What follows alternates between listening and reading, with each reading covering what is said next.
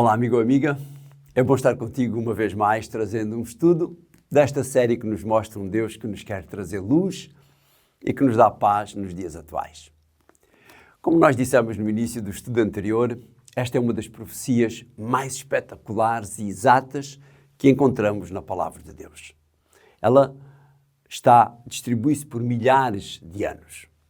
Fala-nos do modo como Deus revelou a história universal ao profeta Daniel e ao rei Nabucodonosor.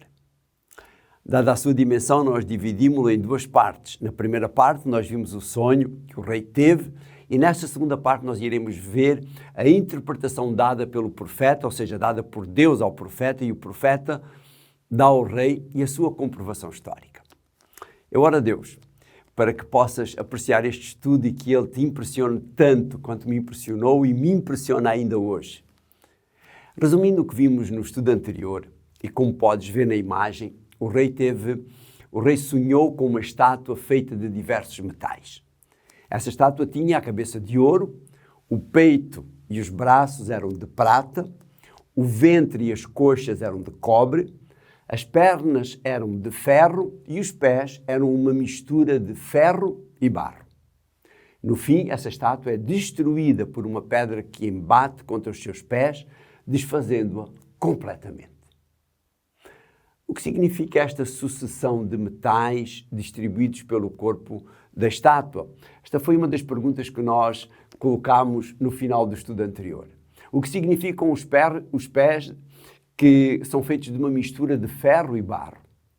O que significa ainda a pedra que embate nos pés e desfaz com a estátua completamente?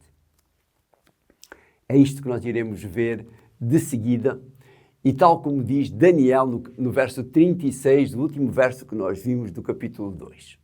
Este é o sonho e também a interpretação dele diremos na tua presença. No verso a seguir, Daniel diz quem é a cabeça de ouro. Vejamos o que diz o capítulo 2 e o verso 37 e 38. Tu, ó rei, portanto, Nabucodonosor, és rei de reis, pois o Deus do céu te tem dado o reino, o poder, a força e a majestade. E onde quer que habitem os filhos dos homens, animais do campo e aves do céu, ele te entregou na tua mão e fez que dominasses sobre todos eles. Tu és a cabeça de ouro. Daniel diz explicitamente que o reino de Babilónia é representado naquela estátua pela cabeça de ouro.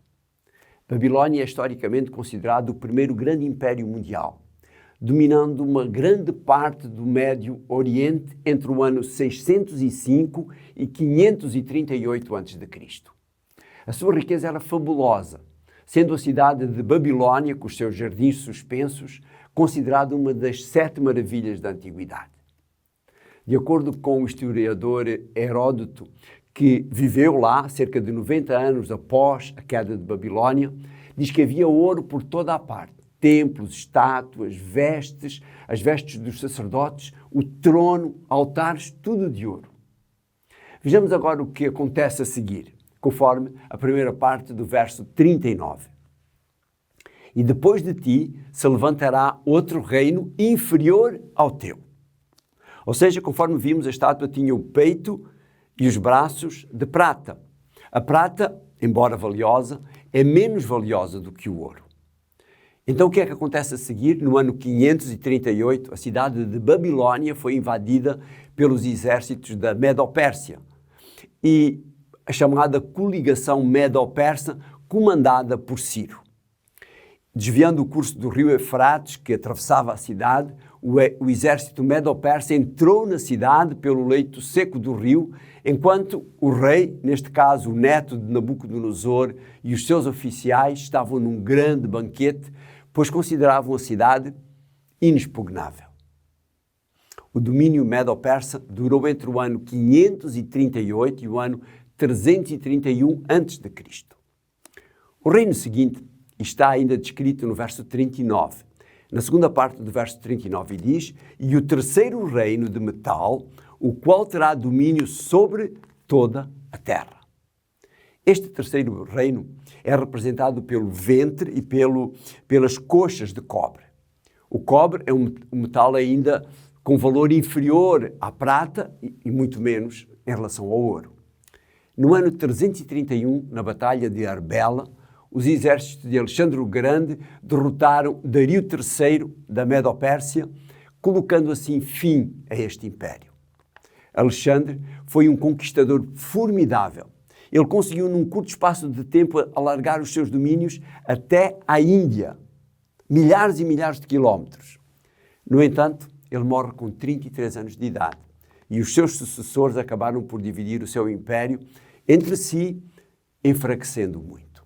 A seguir ao Império Grego, o Império Grego durou entre o ano 331 e o ano 168 a.C., data em que o último dos generais de Alexandre foi derrotado por Roma na Batalha de Pydna. O verso 40 deste capítulo 2 faz-nos então agora a descrição do quarto império representado pelas pernas de ferro. Diz: "E o quarto reino será forte como o ferro, pois como o ferro esmiuça e quebra tudo, como o ferro quebra todas as coisas, ele esmiuçará e quebrantará." Ou seja, as pernas de ferro descrevem muito bem o poder avassalador e destrutivo deste quarto império, o Império Romano. Roma conquistou o seu território que ia desde o norte da África até à Grã-Bretanha, pela força e pelo medo que inspirava, que o seu exército inspirava. Este império durou do ano 168 a.C. até o ano 476 da nossa era. Para além de ter sido o maior em termos de domínio territorial, foi aquele também que durou mais tempo, 644 anos. Mas, por causa da luxúria, da corrupção política, da decadência moral, Roma perdeu a estabilidade e o império foi invadido por tribos bárbaras, acabando por ser dividido em 10 reinos bárbaros. É por isso que a descrição que vem no verso 41 e 42 do capítulo 2 é importante. Diz: "E quanto ao que vistes dos pés e dos dedos, em parte de barro e em parte de oleiro e em parte de ferro, isso será um reino dividido. Contudo, haverá nele alguma coisa da firmeza do ferro, pois que viste o ferro misturado com o barro do lodo." No verso 42, "E como os dedos dos pés eram em parte de ferro e em parte de barro, assim, por uma parte, o reino será forte e por outra será frágil." As 10 tribos bárbaras que invadiram e conquistaram o Império Romano, tal como os 10 dedos dos pés daquela estátua, deram origem a 10 estados europeus que continuam a existir hoje. Vê agora, são eles. Os saxões, uma tribo bárbara, deu origem à Inglaterra. Outra tribo bárbara, os francos, deu origem à França. Os alemanos deram origem à Alemanha de hoje. Por sua vez, os hunos deram origem à Suíça, mais pequena. Os ostrogodos deram também origem à Áustria, também um reino pequeno. Por sua vez, os lombardos dominaram o centro e o norte de Itália. Os érulos, o sul da Itália, uma tribo mais pequena. Os visigodos dominaram a Espanha e os suevos originaram parte da Península Ibérica, onde está Portugal. E ainda a 10ª tribo, os vândalos, dominaram o norte da África. Depois, a profecia de Daniel vai ainda um pouco mais longe, não só no tempo, mas também no seu detalhe. Vê agora o que diz o verso 43. "Vossa Majestade viu igualmente que o ferro estava misturado com o barro. Isto significa que os governantes desse reino tentarão unir as suas famílias por casamento, mas não o conseguirão. Da mesma maneira que o ferro se não pode misturar com o barro." Quando nós olhamos para a história das monarquias europeias, nós vamos ver múltiplas relações familiares entre as cortes da Europa, o que valeu, por exemplo, à Rainha Vitória de Inglaterra a alcunha de avó da Europa. Tantas eram as ligações.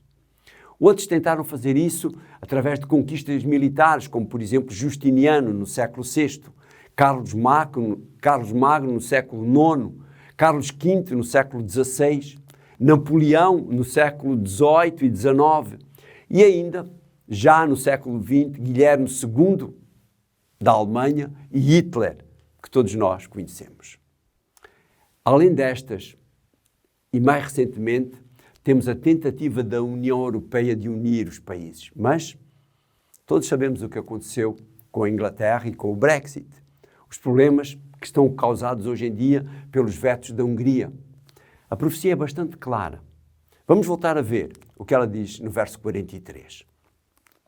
Vossa Majestade viu igualmente que o ferro estava misturado com o barro. Isto significa que os governantes desses reinos tentarão unir as suas famílias por casamento, mas não o conseguirão, da mesma maneira que o ferro se não mistura com o barro. Ou seja, estes arranjos para a união não funcionam. E estamos a chegar ao fim desta fantástica profecia. O que foi que o rei viu a seguir? Vê o que diz o verso 45. Da maneira como viste que do monte foi cortada uma pedra sem mão, e ela esmiuçou o ferro, o cobre, o barro, a prata e o ouro, o Deus grande fez saber ao rei o que há de ser depois disto. E certo é o sonho e fiel a sua interpretação. Vejamos a descrição que Daniel tinha feito desta pedra cortada sem mão, lá atrás no verso 35, onde ele diz: então foi juntamente esmiuçado o ferro, o barro, o cobre, a prata e o ouro, os quais se fizeram como a paragana das eiras no estio, e o vento os levou, e não se achou lugar algum para eles. Mas a pedra que feriu a estátua se fez um grande monte e encheu toda a terra. Vejamos agora o que a revelação dada por Deus a Daniel diz ao rei sobre isto no verso 44. Mas nos dias destes reis, o Deus do céu levantará um reino que não será jamais destruído. E este reino não passará a outro povo. Esmiuçará e consumirá todos estes reinos e será estabelecido para sempre. Ou seja, haverá um quinto reino universal. Um reino que não será jamais destruído por outros reinos. Não será dividido como o último, mas será um reino que destruirá todos os outros e permanecerá para sempre. Então podes tu perguntar, e quem é esta pedra sem mão?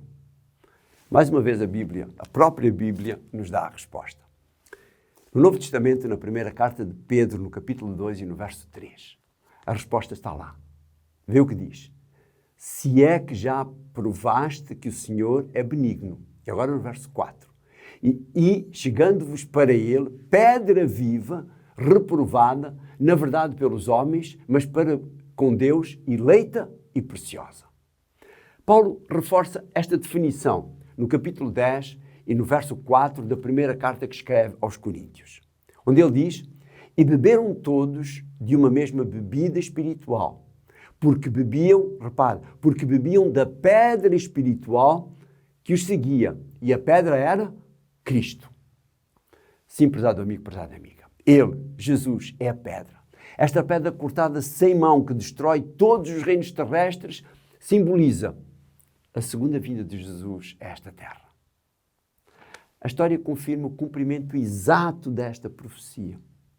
Não é preciso muita fé para acreditar que o quinto império universal se avizinha, pois o mesmo Deus que revelou a sucessão destes impérios até chegarmos até aqui é categórico. Ele é credível quanto ao futuro próximo. Mais do que um estudo ou reflexão sobre as profecias do passado, este assunto tem a ver com o nosso presente e com o nosso futuro. E tudo indica que ele está próximo. Não é possível nós ficarmos indiferentes. É pertinente interrogarmos-nos. Que atitude devemos nós ter para com esta profecia e especialmente com aquilo que está à nossa frente? Pensa nisso.